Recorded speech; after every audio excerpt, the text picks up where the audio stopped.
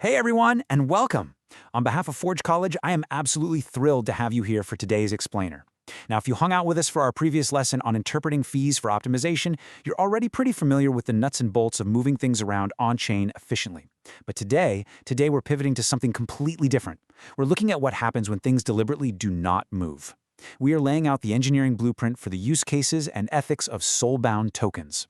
Essentially, we're going to bridge that tricky gap between abstract blockchain theory and the real-world human impact of on-chain identity. It's going to be a great one. Okay, let's dive into this. Our agenda today acts as a table of contents for our blueprint.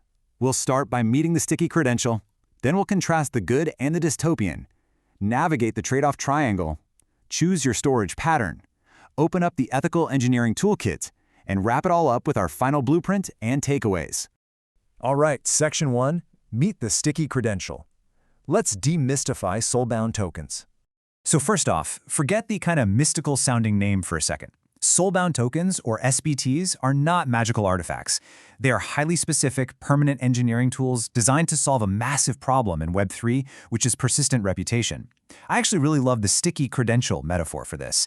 Think of an SBT as a name tag that an event organizer just glued so tightly to your favorite shirt that you literally cannot take it off.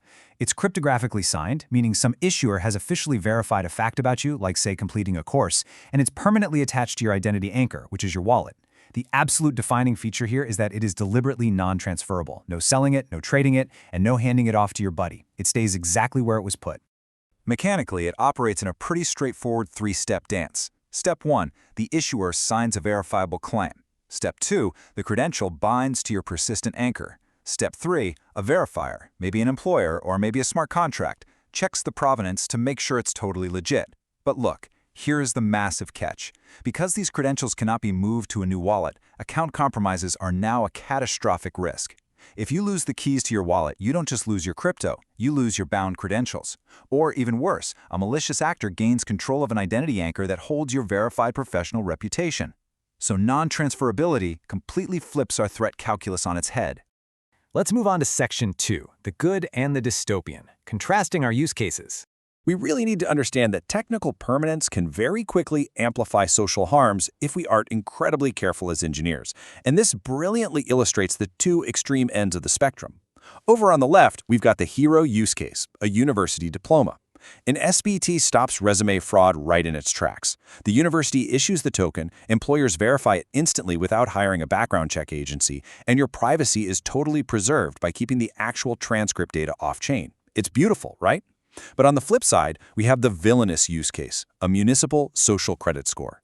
Just imagine a local government issuing SBTs for minor infractions, and then landlords or banks use those for automated decisions. You're looking at permanent stigma, a total lack of informed consent, and something that's nearly impossible to remediate. It is, literally, a permanent digital scarlet letter. This brings us to a fundamental law of SBTs. Non-transferability enforces legitimacy, yes, but it heavily amplifies social harm if used without remediability. I mean, just imagine for a second being permanently banned from a professional forum because of an outdated, completely unremovable attestation from 5 years ago declaring you have a terrible taste in memes. It sounds kind of funny, right? But swap out memes for a poor credit rating or an unfair professional reprimand that you literally could not erase or appeal. Suddenly, the humor completely vanishes. Technical permanence absolutely demands social remediation. Which brings us to Section 3, navigating the trade-off triangle. Welcome to the engine room of ethics. So how do we actually build these things safely? These are the technical trade-offs that every advanced builder needs to understand deeply before writing a single line of smart contract code. This trade-off triangle has 3 dimensions. First, privacy. We're weighing immutable associations against sensitive data. Second, governance. We've got to limit the unilateral power of issuers and verifiers so they can't just slap a permanent label on you without your say-so. And third, remediation. We have to have workflows for fixing incorrect, outdated, or coerced claims. I mean, let me ask you directly. Would you want an unremovable credential attached to your public wallet forever, visible to everyone, with absolutely no way to delete it if it turned out to be false? No way. Of course not. And neither do your users. All right, Section 4, choosing your storage pattern. Let's map out these blueprints. Now, what's really interesting about this slide is seeing how where you put the data matters just as much as what the data actually is.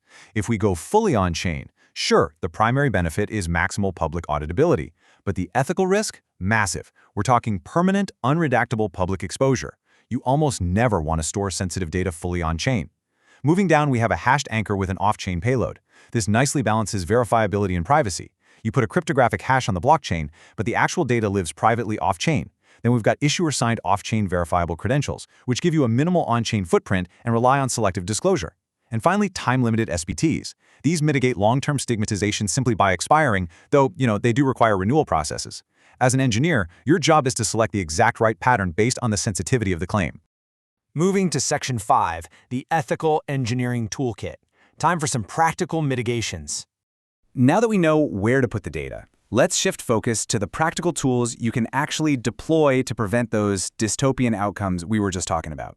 Here is your ethical toolkit. Number 1. Implement minimal disclosure. Use cryptographic magic, like zero-knowledge proofs, so a user can prove they're over 18 without revealing their exact birth date. Number 2.